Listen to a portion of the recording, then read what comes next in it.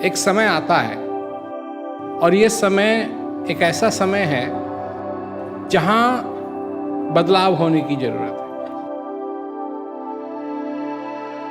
और इसलिए नहीं क्योंकि बदलाव ही होना चाहिए, पर इसलिए क्योंकि कोई जरूरत है।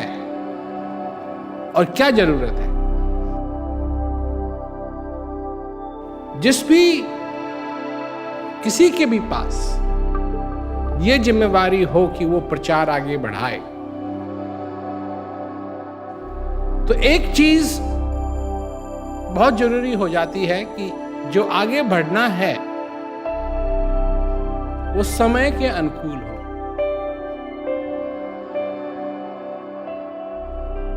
धर्म में और जीते जागते उस व्यक्ति में जो ज्ञान देता है, जो अपना संदेश सुनाता है, उसमें सबसे बड़ा अंतर यह है कि धर्म समय के अनुकूल नहीं चलता। सारी बातें कब की? 1000 साल पहले, 2000 साल पहले, 3000 साल पहले, 4000 साल पहले। और अब की बात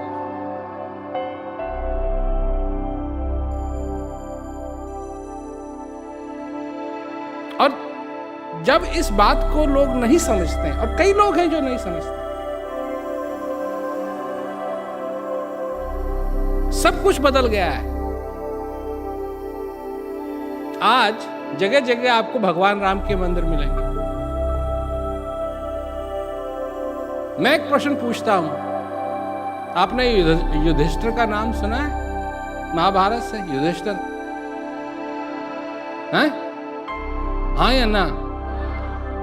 गुड।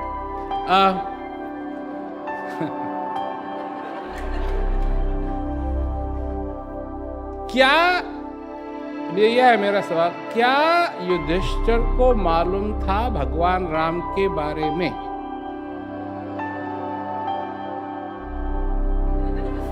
गैस मत करो, या तो मालूम है या नहीं मालूम है। गैस करने का सवाल, नहीं मालूम ना, उनको नहीं मालूम था। जब उनको वनवास हुआ तब वो एक दिन बड़े निराश होकर एक ऋषि से बात कर रहे हैं और कहते हैं कि मेरा जैसा कौन दुर्भाग्यशाली होगा कि मेरे को इतने साल का वनवास हुआ। तब ऋषि ने कहा नहीं, एक और भी थे। और तब भगवान राम की चर्चा महाभारत में होती है। तो वो भी बड़ी थोड़ी सी, तो लोगों को नहीं मालूम था। आज हम जो चलते हैं जिस तरीके से, एक समय था कि वो ऐसा नहीं था। परंतु बात यह है कि जब हम ऐसी ऐसी बातें जो हमारे खोपड़ी के अंदर घुसाई गई हैं, हमने नहीं घुसाई, किसी और ने घुसाई हैं। अभी कुछ हफ्ते पहले मैं मलेशिया में था,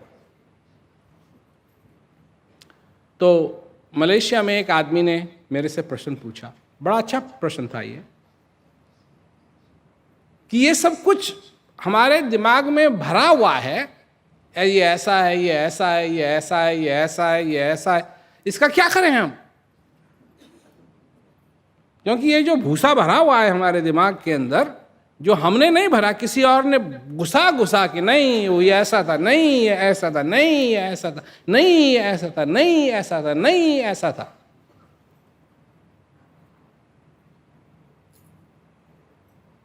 तो मैंने कहा कि अपना घर कब साफ किया?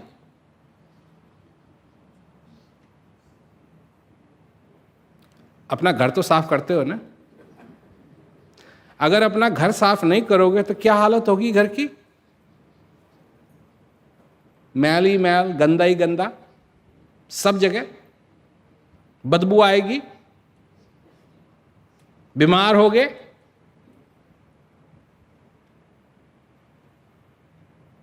ये सब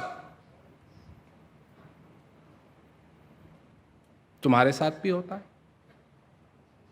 तुमने अपना घर कब साफ किया?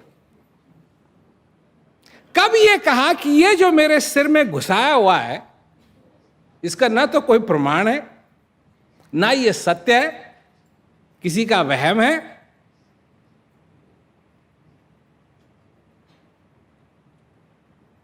अब भारती को देख लो, कितने पुजारी हैं। अभी एक महिला ने, उसका जो बेटा उसको मैं जानता हूं, तो उसने कहा कि आपको ये यज्ञ कर लेना चाहिए। तो हमने कहा कोई बात नहीं, कर लेते हैं।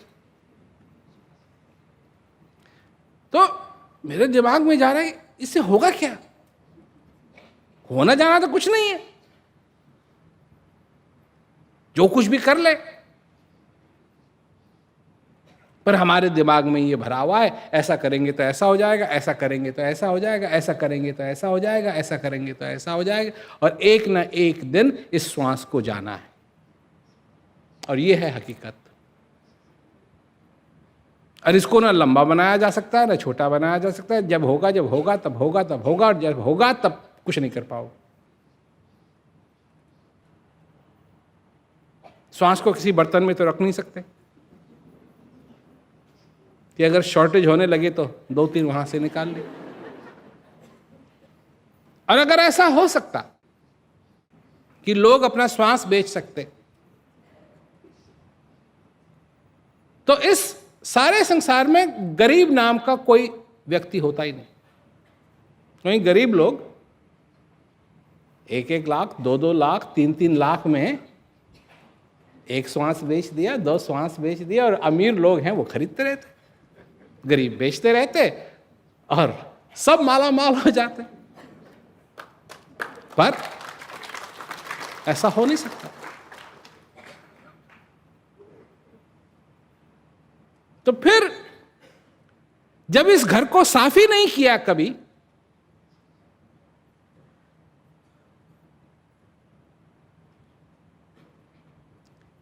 गुरु बेचारा क्या करे? शब्द न लगे अंग, कहे कबीर कोरी गजी कैसे लागे रहा। कुछ है ही नहीं, कुछ है ही नहीं।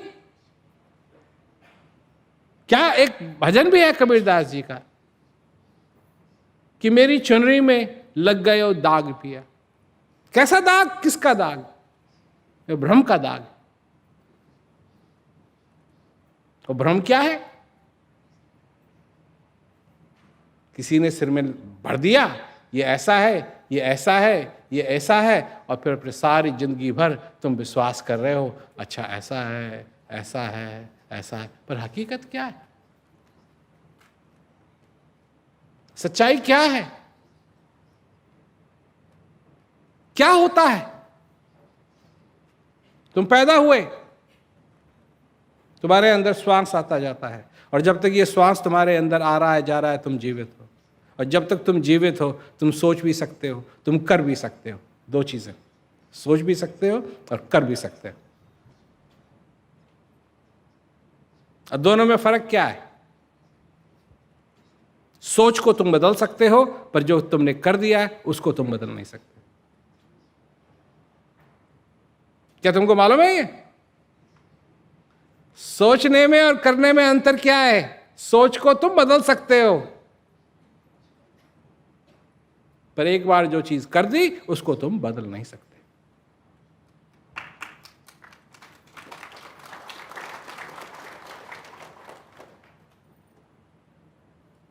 तो करने से पहले सोचना चाहिए कि नहीं?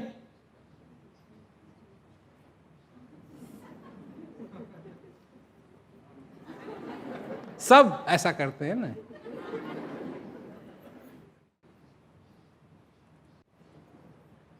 दूसरा सवाल पूछूं, करते हो?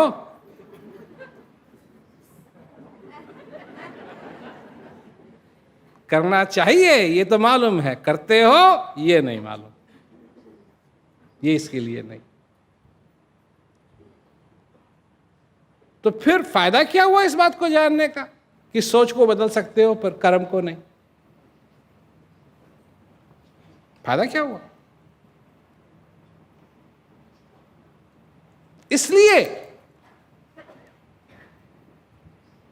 इसलिए मैं सिर्फ भावनाओं में नहीं रहना चाहता,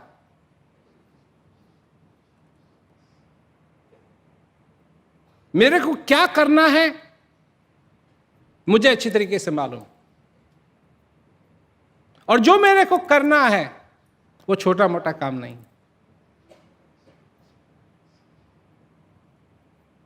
जो ट्रेडिशंस हजारों साल से चले आ रहे हैं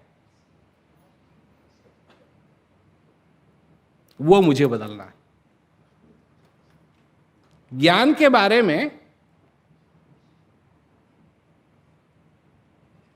मेरी जिम्मेदारी, मेरा चैलेंज यह है कि ज्ञान एक्सक्लूसिव रहा है, सबको नहीं मिल सकता।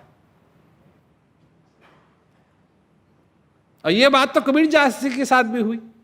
जब कबीरदास जी ने अपने गुरु महाराज जी से ज्ञान मांगा तो उन्होंने कहा नहीं, मैं तेरे को नहीं दूंगा। तब उन्होंने बड़ी प्रार्थना की, दे दो दे दो, नहीं नहीं नहीं। तो सीढ़ी पे लेट गए। जब उनके गुरु महाराज जी आए तो उन पे गलती से पैर रख दिया, दिखाई नहीं दिया। तो उनके गुरु महाराज जी ने बोला राम राम राम राम। कबीरदास जी कहते हैं यही बहुत है, आपने ये कह दिया, मेरे को कह दिया, मैं यही जप लूंगा। तब जब श्रद्धा देखी तब ज्ञान दिया। तो ज्ञान सबके लिए नहीं है, ये एक्सक्लूसिव रहा है। और मेरी चुनौती यह है कि मेरे सबके लिए यह होना चाहिए।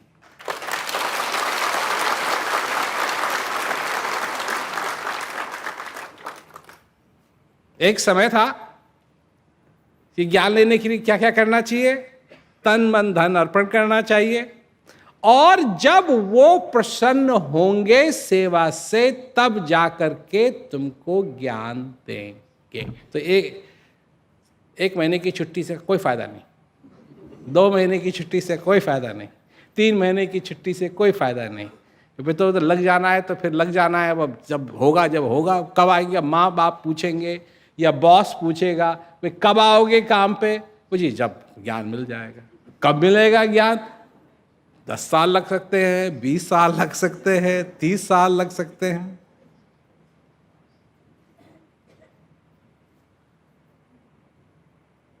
ये एक प्रथा ज्ञान के साथ है, और मेरी चुनौती कि सबके लिए होना चाहिए,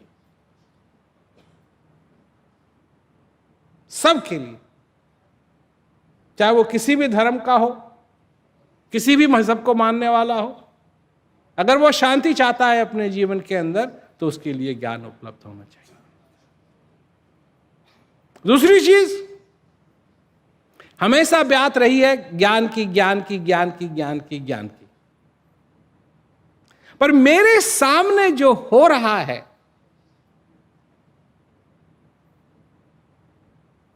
जो मेरा संदेश है और जो मेरा संदेश लोगों तक पहुंच रहा है और उससे जो लोगों में प्रभाव आ रहा है उसको मैं कैसे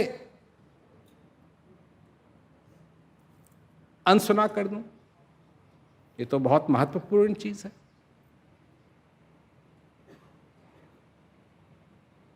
चाहे वो लोग जेल में हो। अभी एक आदमी इस साल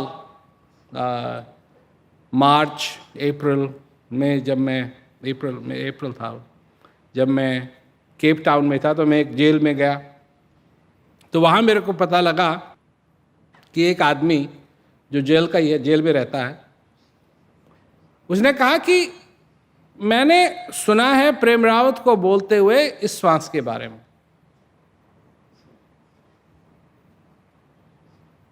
इस श्वास के बारे में चर्चा करते हुए मैंने बहुत सुना है। तो एक दिन, एक रात को वो अपने पलंग पे लेटा हुआ था, अपने बंक पे लेटा हुआ था जेल में, और उसने कहा कि मैंने अपने श्वास पे ध्यान देना शुरू किया। जैसे आ रहा था, जा रहा था, आ रहा था, जा रहा था, मैंने अपना ध्यान इस श्वास पे देना शुरू किया। और जैसे जैसे मैं ध्यान देता गया अपने श्वास के ऊपर, उतना ही मेरा सारा शरीर शांति से भरने लगा।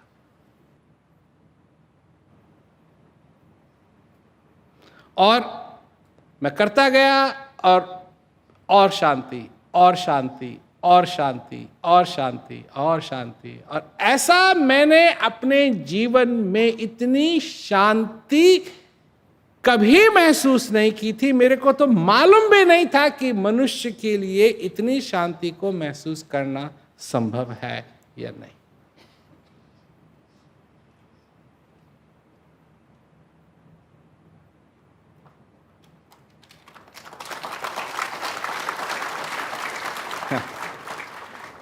एक तो यहां हम लोगों को समझाते समझाते थक गए हैं,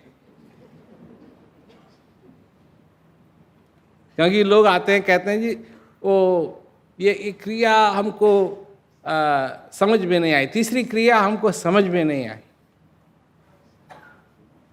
और एक जिसको ज्ञान भी नहीं हुआ है, जेल में बैठा है, सिर्फ उसने सत्संग सुना, उसके बारे में चर्चा हुई श्वास के बारे में, और उसने अपना ध्यान उस श्वास में लगाना शुरू किया और उसको शांति का अनुभव हुआ।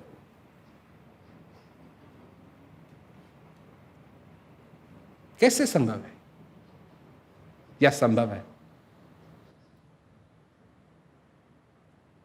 क्योंकि एक बात मैं स्पष्ट कर दूं कि पहली क्रिया काम करती है, दूसरी क्रिया, तीसरी क्रिया, चौथी क्रिया, चारों क्रियाएं काम करती हैं। और ये काम ही नहीं करती हैं, हर दिन जब भी आप बैठेंगे ये काम करेंगे।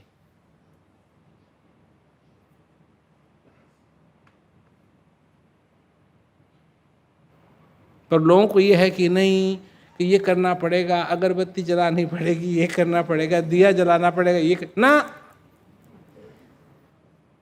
ये प्रत्यक्ष है, ये प्रत्यक्ष है और फल देने वाली चीज है।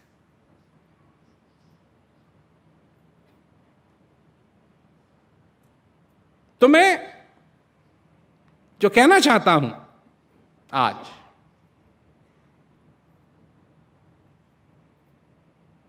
कि आप लोग, जो कोई भी इसको सुनेगा,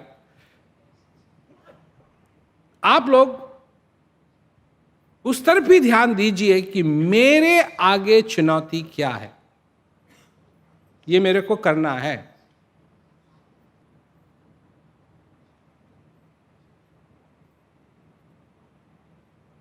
और सब लोगों के लिए, सारे विश्व के लोगों के लिए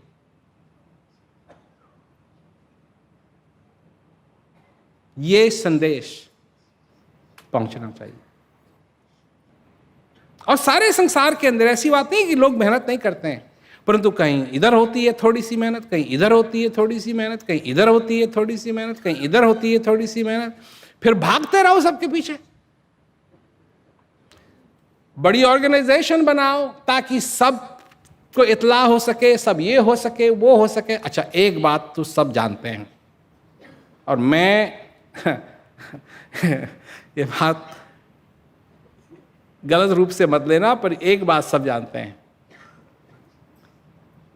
कि प्रेमियों की आपस में बनती नहीं है।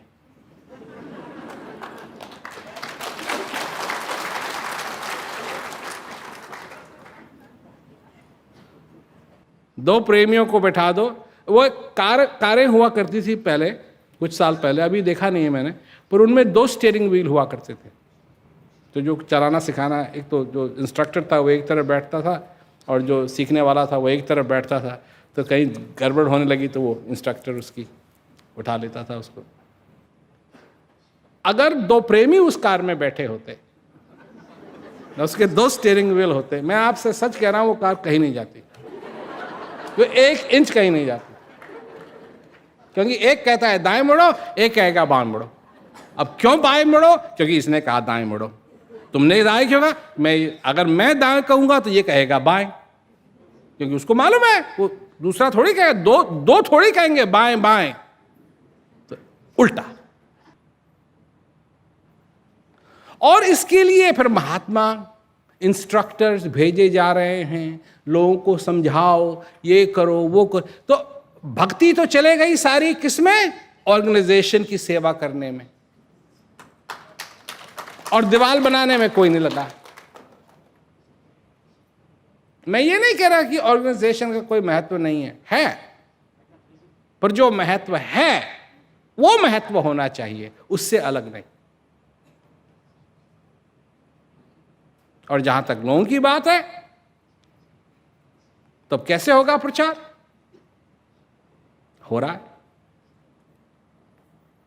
लाखों में नहीं, हजारों में नहीं, करोड़ों में, करोड़ों में, करोड़ों में, करोड़ों में, करोड़ों में, करोड़ों में, करोड़ों में हो रहा है।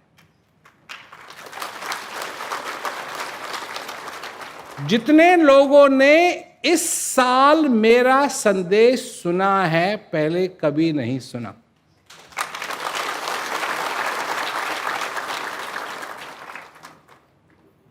और मैं तैयार हूं, अगर इसका मतलब है रेडियो इंटरव्यू करना, मैं रेडियो इंटरव्यू करने के लिए तैयार हूं। टेलीविजन इंटरव्यू करना, टेलीविजन इंटरव्यू करने के लिए तैयार हूं। मेरे तरफ से कोई कमी नहीं, परंतु मैं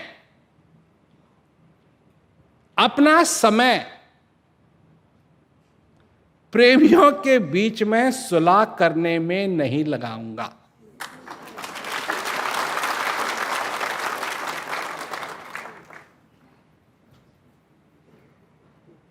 ये मेरा काम नहीं है। मैंने तुमको ज्ञान दिया, मैं तुमको सत्संग सुनाता हूं, तो मैं सब कुछ करने के लिए तैयार हूं जो सही है, जो सही है। परंतु क्योंकि इन चीजों की प्रथा रही है, इसलिए मैं नहीं करूंगा।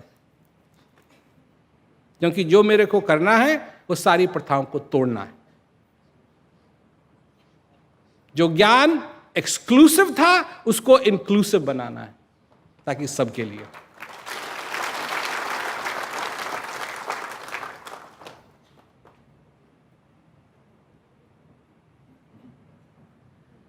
जब एक व्यक्ति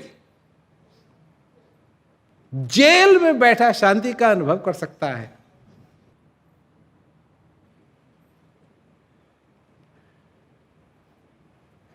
क्या समझे? क्या समझे? जेल में बैठा, क्योंकि जो सत्य है वो सत्य है, जो असत्य है वो असत्य है। असत्य को सत्य बनाने में चाहे कितनी भी मेहनत कर लो, वो कभी सत्य नहीं होगा। सत्य क्या है? ये ज्ञान है, मैं हूं। ऐसी चीज बार बार नहीं होती है। मेरे पिताजी ने ये पहले ही बात आगे रख दी। लोगों के सामने वो कहते थे कि इसके शरीर पे मत जाओ, इसका शरीर छोटा है, पर ये जो कहता है वो बहुत बड़ी बात है। जब मैं छोटा था, जब 4 साल कुछ महीने का जब मैं था, और उनकी इच्छा था कि मैं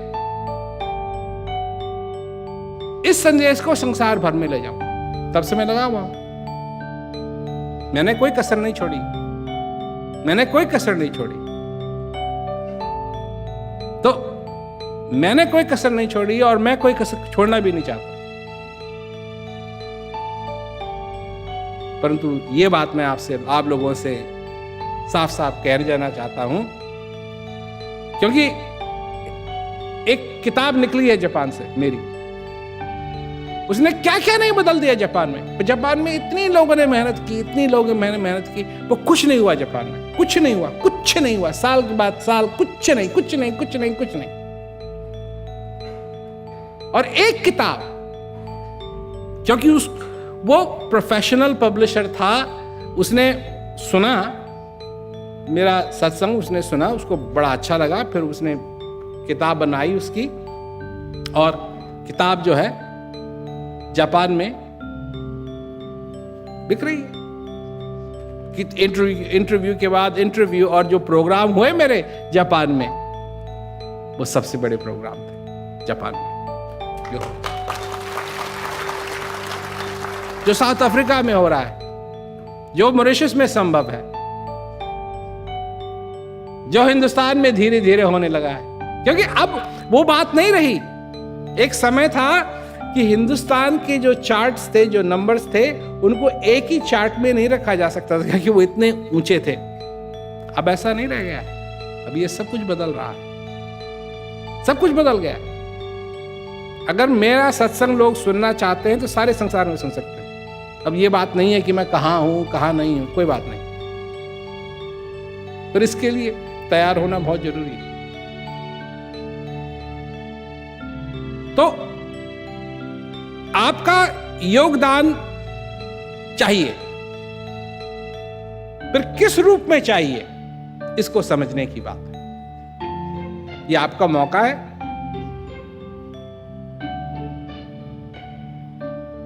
और जो योगदान आप दे सकते हैं वो आप दें, ताकि चीजें हो सके।